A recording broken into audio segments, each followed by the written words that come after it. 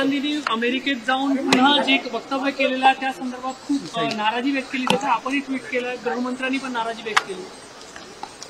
खरं म्हणजे राहुल गांधींचा आणि काँग्रेसचा खरा चेहरा हा परदेशातल्या त्यांच्या वक्तव्याने समोर आलेला आहे. राहुल गांधी स्पष्टपणे आरक्षण संपवण्याबद्दल बोललेले आहेत.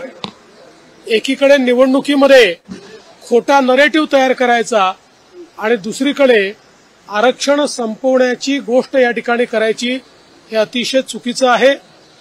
भारताच्या संविधानाचा किंवा संविधानकार भारतरत्न डॉक्टर बाबासाहेब आंबेडकरांचा काँग्रेसने कधीच सन्मान केला नाही.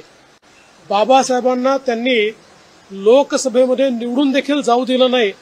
2 वेळा षडयंत्र करून बाबासाहेबांना पराभूत करणारं हेच काँग्रेस आहे.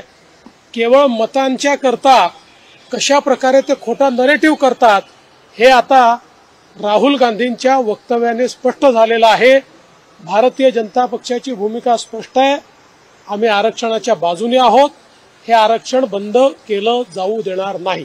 क्या आपका एनजीओ है और काम करने के लिए डोनेशन चाहिए, लेकिन 1280G सर्टिफिकेट नहीं होने की वजह से डोनेशन नहीं मिल पा रहा है, तो आप RTI SK के एजेंसी से संपर्क करें. RTI SK के एजेंसी से संपर्क करके 1280G सर्टिफिकेट बनवा सकते हैं.